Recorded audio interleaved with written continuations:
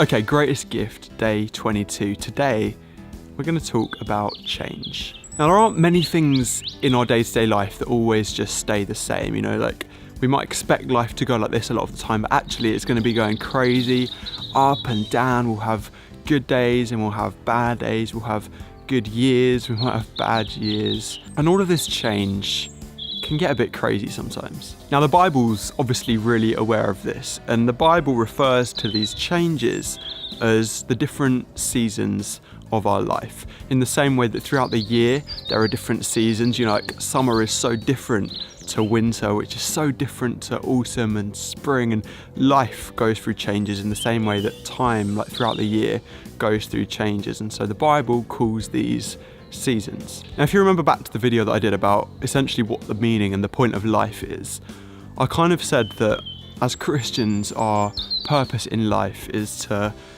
enjoy what God's created for us, to find out more about who God says we are, to find out who God is, and to make God known to everybody else. And so if there are our ultimate purposes in life, then the seasons that we go through, it would make sense if they contribute towards that overall purpose. Now, if we use the world as an example, talking about these seasons in the weather, the whole process of what's going on through the year is all essentially preparation for what happens next. And so in spring, there'll be new life that is born, and then as that carries on through to summer and it gets warmer and there's fruit on the trees growing, and that all then ends throughout autumn and is dead and silent throughout winter, but then starts again in spring. It's this cycle going round of preparation, getting ready for what's next. Things don't just stay in one place, things are constantly developing, and our lives are pretty similar. And so for us, as we go through these changes, it's actually, if you step back, a lot of the time you can see the preparation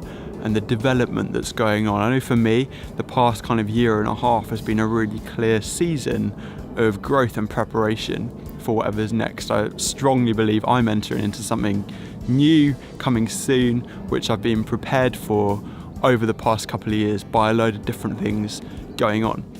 But it's often only when we look back at what has happened that we can see the big picture and the reason behind these changes. A lot of Christians really struggle with this whole idea of, as they're going through life and things are difficult, they might start wondering, why is God letting me go through this? Why is God making me struggle in this way? And I know I've been in that place as well, of just really wondering why. But so much of the time when we look back after going through a situation, it's only when we look back that we can see all the different pieces all fitting together. This fits in a lot with the video that we did about having faith even through the difficult situations. What does it look like to keep on trusting God even when things don't necessarily seem to be working out? And I think that a big part of faith for me in my life has been knowing that even though I might not have a clue what's going on, I can't see God's plan, it's knowing that God does still have a plan for me in my situation. I just don't have a clue what's going on yet. We spoke about the whole seatbelt analogy. When a child is young, they don't understand why they have to do certain things like wear a seatbelt. As they grow up, they might eventually realise the greater purpose. And I've noticed that a lot in my own life. It's as I go into a season, I might not have a clue why I'm going through what I'm going through. I might be struggling and just not understand it. But it's later on that I can see why God allowed me or made me go through the things that I went through. And so I think I just want to encourage you that whether your life is really good or really bad, whether everything feels like it makes sense or it's all a bit crazy, just remember that at the centre of everything, whether you can see it or not, God is working in your life. Things might make no sense at all right now, and often they don't until we step back and look at what God has done in the past. A massive lesson that I've learned for the past couple of years in my life is that we can't rely on any one thing too heavily unless it's something eternal like God's love. And we spoke about this before, that if we start putting our security and our foundations in anything that is temporary, we're at risk of losing everything straight away because our firm foundation doesn't actually become firm anymore. It just gets a bit crazy and we lose all hope, we lose all faith.